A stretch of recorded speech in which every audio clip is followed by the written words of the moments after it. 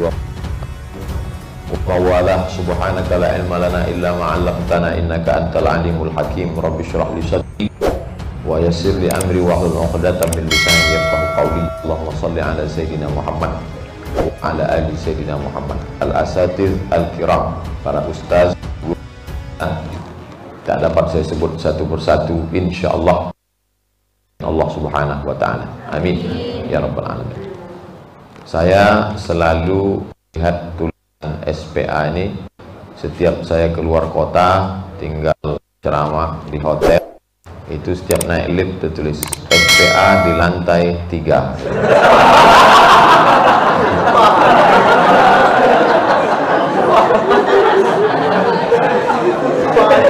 Tapi terus terang saya sampai hari ini belum pernah masuk walau sekalipun. Nah, jadi ini bertemu dengan orang-orang yang luar biasa. Selama ini di hotel, hari ini mereka ke masjid. Ini namanya SPA Syariah. Bukannya konvensional. Santri penerima amanah. Yang pertama yang mesti kuat itu adalah akidah. Akidah itu diambil dari 3 huruf, ain, qaf, dal. Bagi yang mau imla, dari kata ain, qaf, dal, itulah asal akidah. Dari kata ain, qaf, dal, itulah muncul istilah akad. Kalau akad jual beli, ada penjual, ada pembeli. Saya jual duku ini sekilo dengan harga 20.000 tunai. Kata yang membeli, aku terima. Sah. Dari kata akad itulah muncul ada akad nikah. Dari wali kepada mempelai laki-laki. Aku nikahkan anakku dengan 17,785 gram emas beserta kuningan dan batu kecubung tunai. Maka dari kata akad itu artinya 2 tali yang diikat.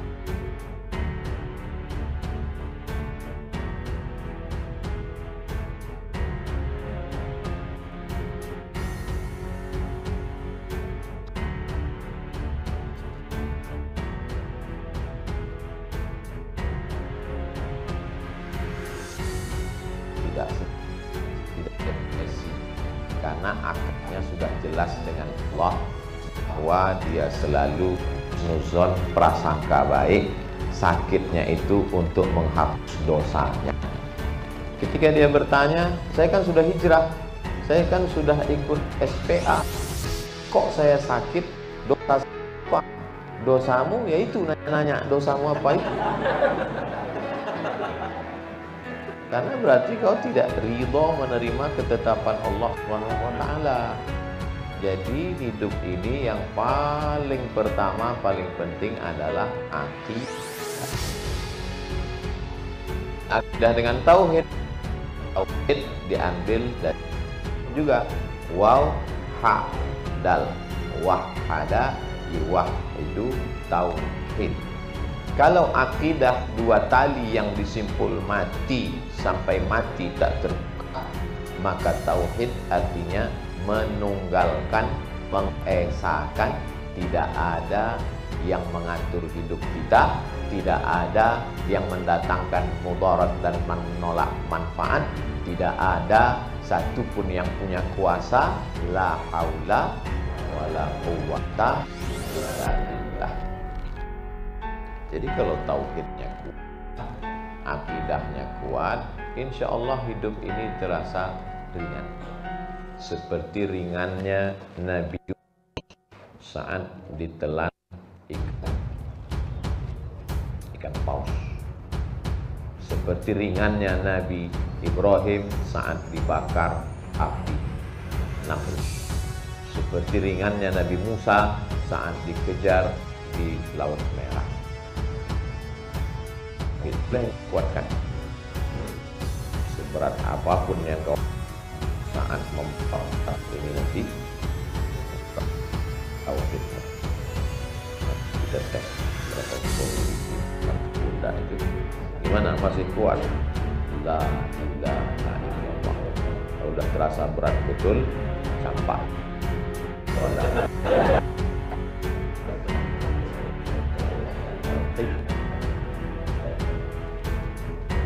Waktu malam Nabi mau pindah ke Madinah itu kan transit dulu 3 malam di Jabal Sur. Waktu itu orang kafir musyrik naik ke atas ngejar. Orang kafir musyrik itu melihat, memantau di mana mereka. Sementara Abu Bakar di bawah, di lubang pintu gua.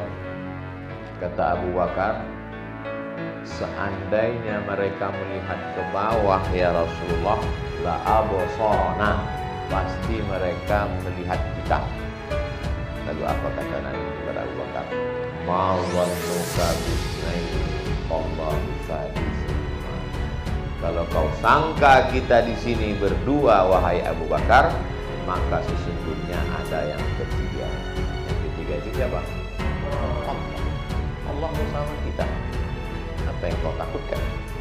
Jadi begitu juga nanti SPA.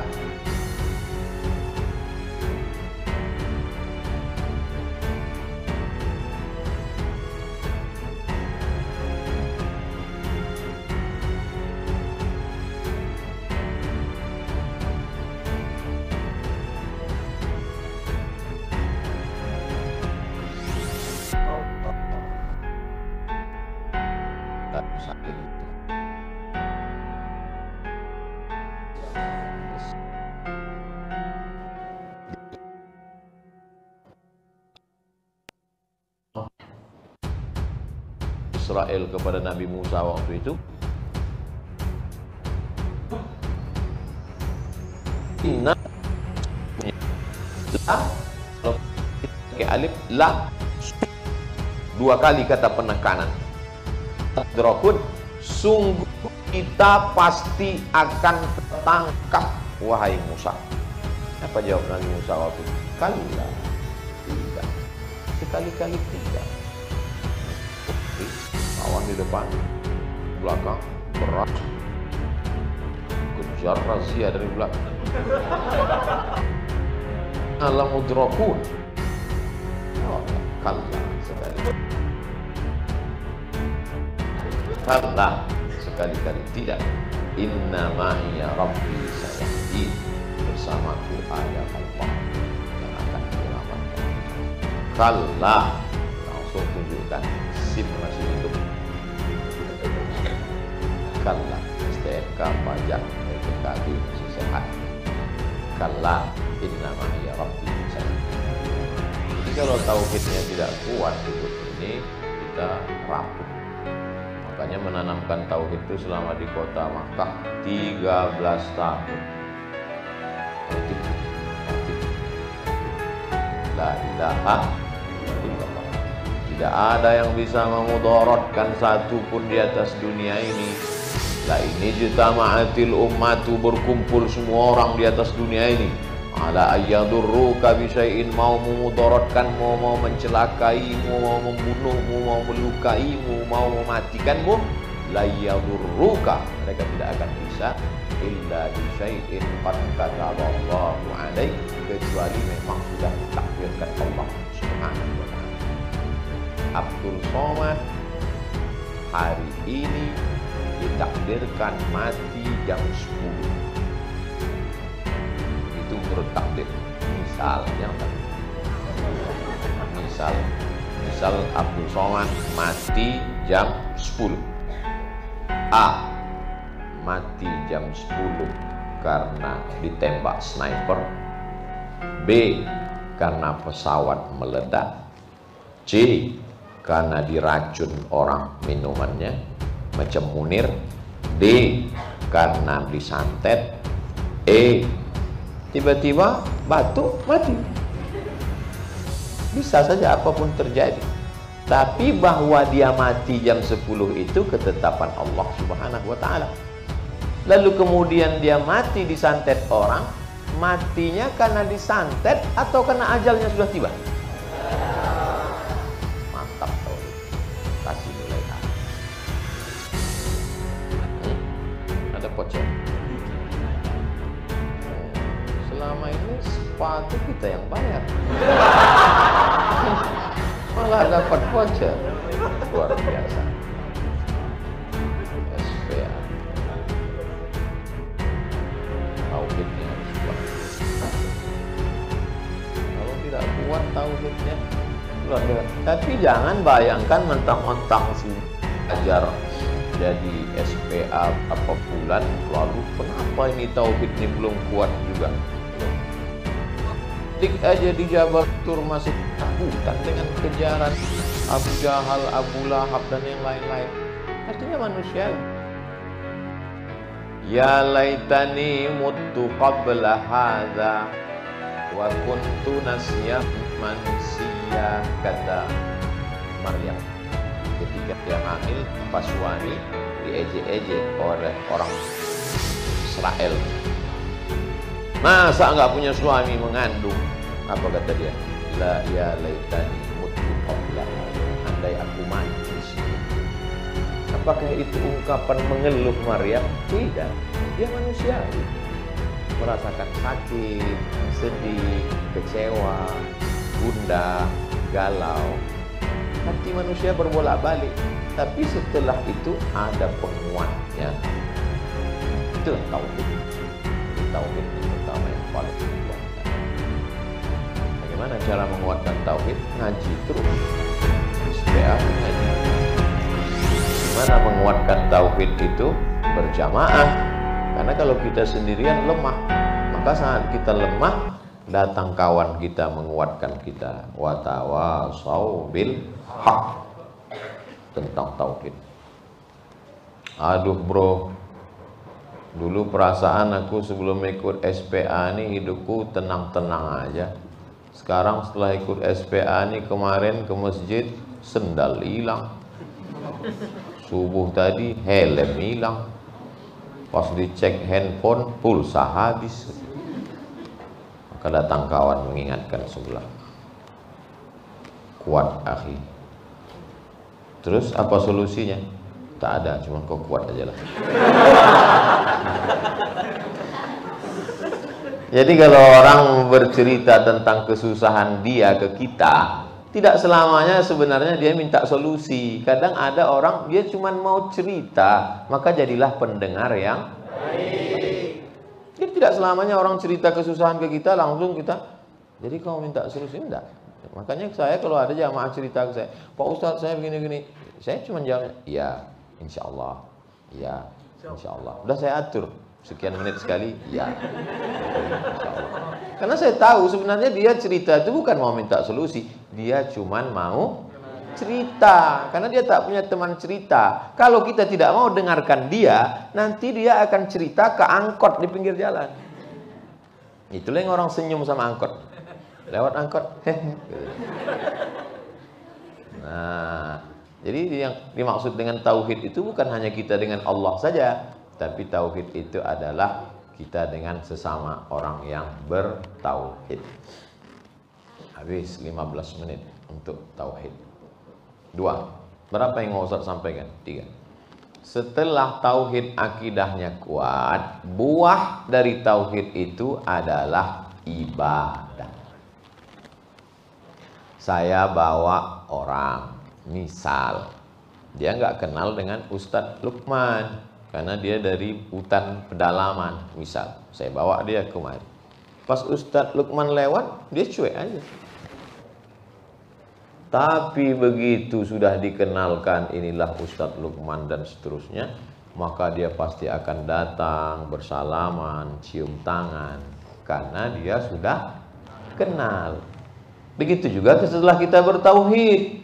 Setelah ngaji tauhid, wujud, qidam, baqa, mukhalafatul hawadits, qiyamuhu bi nafsihi, wahdaniyah, qudrat, iradat, ilmun, hayat, sama, basar, kalam. Siapa nama dia? Allah. Adakah yang lain selain dia? La ilaha illa huwa. Apakah dia itu ada? Al-Hayyu. Apakah dia mengatur kita? Al-Qayyum. Apa harta milik dia? Lahu ma fis samawati wa ma fil ard. Adakah yang bisa menolong selain dia? Man dzalladzi yashfa'u indahu illa biizni. Tahukah dia apa yang ada dalam hati dan pikiranku? Ya'lamu ma baina aydihim wa ma khalfahum wa la yuhituna bi syai'in min ilmihi illa bima syaa'. Sehebat apa kekuasaan dia? Wasi'a kursiyyuhus samawati wal ard. Apakah sulit bagi dia mengatur alam semesta? Wala ya'uduhu hifzuhuma. Hebatkah dia? Wa huwal aliyyul. Apa itu Pak Ustaz? Kok saya kayaknya pernah dengar ayat kursi. Jadi Allah mengenalkan dirinya melalui Al-Quran dan hadis Nabi Muhammad Sallallahu Alaihi Wasallam. Setelah kita kenal dia, ada responnya. Mahasiswa lama dengan mahasiswa baru lewat rektor. Pas lewat rektor, kebetulan mahasiswa-mahasiswa sedang merokok. Pas lewat rektor, begitu mahasiswa lama ngelihat, langsung masuk puntung rokok ke dalam tas. Pak Rektor, Pak Rektor. Mahasiswa yang baru nggak kenal, cuek aja, nyantai aja. Hai guys. Nggak kenal, nggak tahu dia itu rektor, sangkanya security. Nah, apa bukti kita sudah mengenal Allah? Masuk yang kedua, ibadah. Jadi kalau kita sudah tauhid bagus, mulailah bangun. Bangunnya jangan jam 4. Jam 4 kan azan subuh di Pontianak. Bangunlah 1 jam sebelum itu. Kalau bisa bangun jam 1 bagus. Tapi kalau payah 1 jam. Supaya masih sempat bangun, sholat sunat wudu. Habis sholat sunat wudu, sholat sunat taubat. Habis sholat sunat taubat, sholat sunat tahajud. Habis sholat sunat tahajud, sholat sunat hajat. Habis sholat sunat hajat, sholat sunat witir. Habis itu baca Quran, Yasin. Habis itu istighfar, sholawat, nunggu azan subuh. Insya Allah pas 1 jam. Habis itu azan subuh ke masjid. Bukti kita, respon kita, karena kita udah kenal. Masyarakat akan menyambut kedatangan Bapak Bupati, Gubernur, Wali Kota, anggota Dewan, DPD. Apa responnya? Umbul-umbul. Mahal umbul-umbul, ambil pucuk pohon kelapa, diikat-ikat, dibuat lampu kelap-kelip, lilin, pasang obor, panggil mak-mak, pukul rebana. Menyambut kedatangan Bupati, Wabupati, anggota DPR, DPD, marilah kita sambut dengan salawat. Allahumma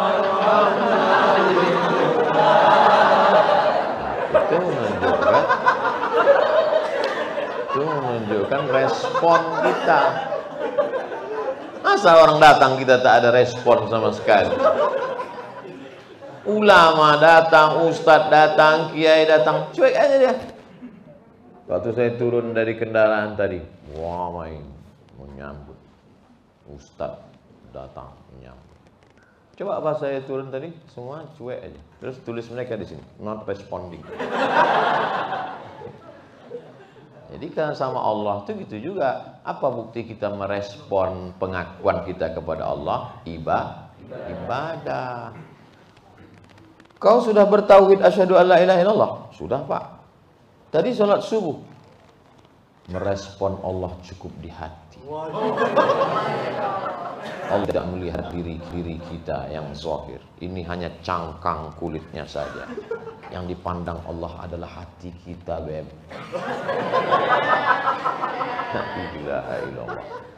Nggak bisa, karena masalah ibadah ini yang diikut tuh bukan hati. Yang diikut itu adalah Nabi. Nabi Muhammad SAW sholat, nggak pernah meninggalkan sholat. Laqad kana lakum fi Rasulillahi uswatun hasanah. Sholat duha, sempat-sempatkan sholat duha. Sholat tahajud, sempat-sempatkan. Sholat witir sebelum tidur. Paksakan diri sebelum tidur malam sholat witir. Supaya apa? Supaya sebelum tidur wudhu dulu. Semengantuk apapun paksakan. Ngantuk betul Pak Ustadz, berat betul. Witir 1 rakaat. Tapi 1 rakaat ini Fatihah aja, nggak usah pakai iftitah. Allahu Akbar. Baca Fatihah, ruku, iktidal, sujud, duduk antara sujud, sujud, salam kanan, salam kiri, tumbang. Anggap tidur itu tidur terakhir, dan anggap malam itu malaikat maut akan datang. Setel jam 3. Pas jam 3 berbunyi handphone. Ting, ting, ting, ting, ting. Itu handphone Ustadz jadul. Kalau handphone anak muda sekarang pas jam 3 langsung bunyi. Hari ini. Itu yang belum hijrah. Yang udah hijrah begitu jam 3 langsung tenang, sunyi, sepi, kedengaran suara. Allahumma. Udah hijrah. Kalau malam itu kau terbangun, kau buka mata, matamu masih melihat jam dinding, alhamdulillah. Kalau malam itu kau terbangun, kau lihat HP-mu masih berbunyi alarmnya, alhamdulillah. Sampai masanya suatu saat matamu terbuka, kau tak dengar apa-apa, gelap. Yang kau dengar hanya kata-kata marabbuka. Barulah kau sadar sesungguhnya selama ini kau hanya mimpi. Mimpi jadi orang kaya, mimpi jadi pejabat, mimpi jadi artis, mimpi jadi ustadz, mimpi jadi SPA. Oleh sebab itu, ini penting ibadah, jangan sampai tinggal. Pertama, akidah. Kedua, ibadah. Pertama, akidah. Kedua, ibadah. Akidah sama tauhid sama. Ibadah. Ada orang menganggap ibadah itu sholat sunat, baca Quran, zikir. Itu ibadah mahdoh, ibadah pure, original ibadah. Ada yang dia aktivitas tapi bernilai ibadah. Aktivitas sehari-hari. Masuk kantor jam 8 pagi, pulang jam 4 sore, pakai seragam. Itu aktivitas tapi bernilai ibadah. Karena waktu mau berangkatnya karena Allah. Security. Jaga dari mulai jam 6 sore sampai jam 6 subuh. Ibadah. Kenapa? Dia mau cari rezeki halal untuk makan anak istrinya. Takut dia makan riba, takut dia makan sogok, makan riswah. Maka dia bernilai ibadah. Hebatnya Islam, rutinitas berubah menjadi ibadah ketika disebut nama Allah. WC kotor, bau, najis, sarang setan. Tapi begitu dia masuk sebut nama Allah, berubah jadi ibadah. Allahumma inni a'udzubika minal khubusi wal khaba'is. Berubah menjadi ibadah. Kenapa? Karena ikut sunnah Nabi Muhammad sallallahu alaihi wasallam. Makan bukan ibadah. Semua makan. Binatang makan. Jin hantu nyiblorong sundel bolong makan. Tapi kenapa makan kita menjadi ibadah? Karena kita sebut nama Allah. Bismillahirrahmanirrahim. Ya Allah, jadikanlah makanan ini menjadi energi buat kami, dan seterusnya. Saya belum lulus, belum apa. Maka dia berubah menjadi ibadah. Nah, ini pahami antara ibadah mahdoh dan ibadah ghairu mahdoh. Sholat berjamaah ke masjid, mahdoh. Zikir, baca Quran, bayar zakat, haji dan umrah, mahdoh. Tapi kalau dihitung-hitung mana yang lebih banyak? Mahdoh atau ghairu mahdoh? Ghairu mahdoh. Aktivitas sehari-hari tapi bernilai ibadah. Itu yang lebih banyak. Akidahnya sudah baik, ibadahnya sudah baik. Yang terakhir, yang ketiga, akhlak. Makanya dalam hadis itu dikatakan, idza ja'akum man tardawna dinahu.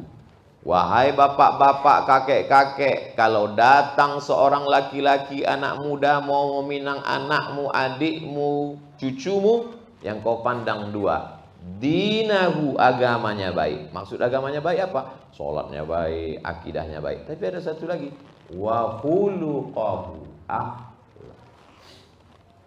ada orang rajin sholatnya, tapi ngomongnya kasar.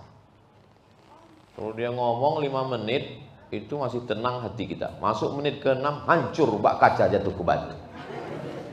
Galah patah bisa disambung, kaca retak bisa direkat, hati yang sakit kemana obat akan dicari. Potong, masukkan ke Instagram. Insya Allah banyak follower. Jadi kalau sudah orang kasar, susah kita, hancur hati kita. Pas nengok mukanya, langsung terbayang ukuran kelapa. Ukuran kelapa itu kan kasar, dan dia nggak mau tahu. Sudah habis isi kelapa itu, tinggal tempurungnya. Mau tak dia berhenti? Enggak. Habis tempurungnya pun dihantamnya juga. Kita udah bilang, oh aku udah KO, gasnya juga lagi, hancur kita. Maka saya yakin adik-adik bisa berteman, bersahabat lama ini pasti karena akhlak. Saya dengan sahabat-sahabat ustadz-ustadz di Munzalan ini tertawan dengan akhlak mereka.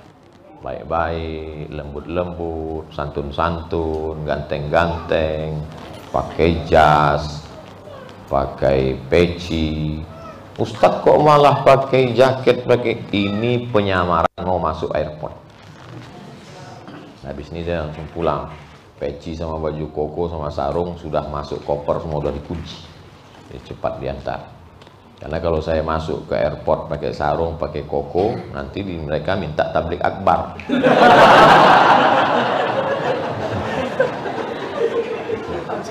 Ini perlu dijelaskan supaya jangan ada dusta di antara kita.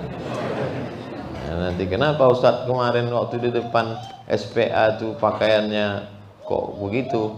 Nah, muncul jawaban macam-macam. Tidak ada jawaban. Kenapa dia kemarin di depan SPA Munzalan begitu?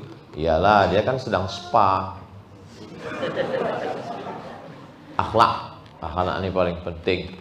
Al-adab fauqal ilmi. Akhlak di atas ilmu.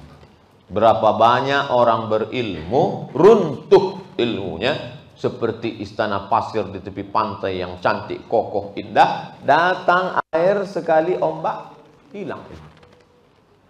Ustadz, ini kita mau buat acara pengurusan organisasi ini, mau pelantikan, nanti kita kirim batik dan ongkos jahit, bla bla bla bla bla bla. Si Anu nggak dimasukkan dalam organisasi? Enggak Pak Ustadz. Tapi dia S3 ini hebat. Susah nanti kita Pak Ustadz. Dia pantang lihat duit, hancur organisasi ini. Apa banyak itu? Gara-gara akhlak. Pendidikan luar biasa, ilmu banyak. Ini kok nggak dimasukkan ke dalam kepengurusan? Kalau dia masuk nanti ke dalam Pak Ustadz, hancur pertemuan kita. Dia orangnya angkuh nih Pak Ustadz. 2 tangga di bawah Fir'aun Pak Ustadz.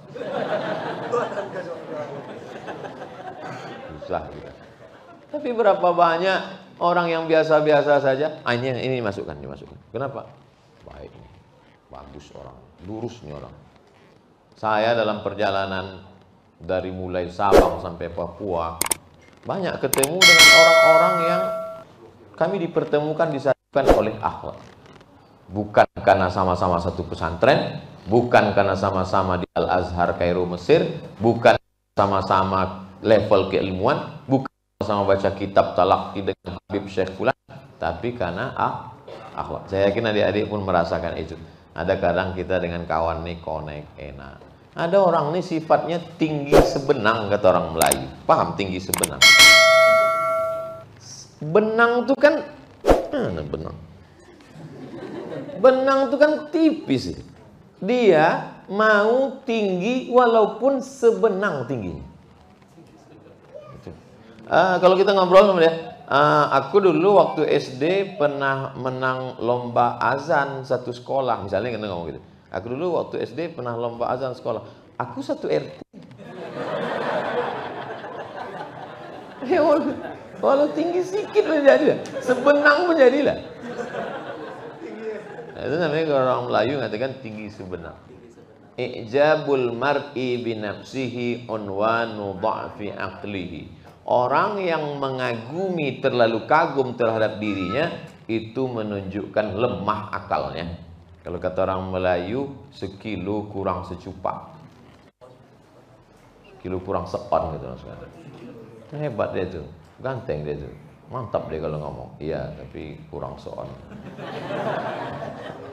9,5 on dia tuh.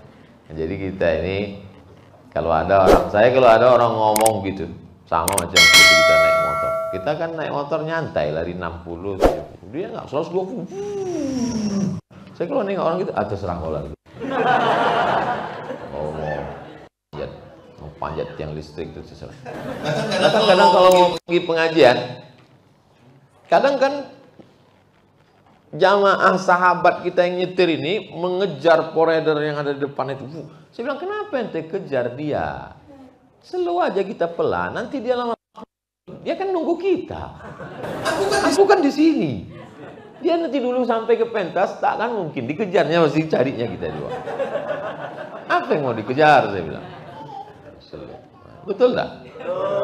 Nah, jadi orang-orang yang seperti itu angkuh, sombong, tak bisa jalan dengan kita. Selama ini adik-adik ada tak merasakan seperti itu? Alhamdulillah. Berarti orangnya tak ada atau segan mengatakan ada. Memang orang-orang berakhlak ini luar biasa. Lebih baik pecah di perut daripada di mulut. Sakit jantung koroner kalau kau tahan lama-lama.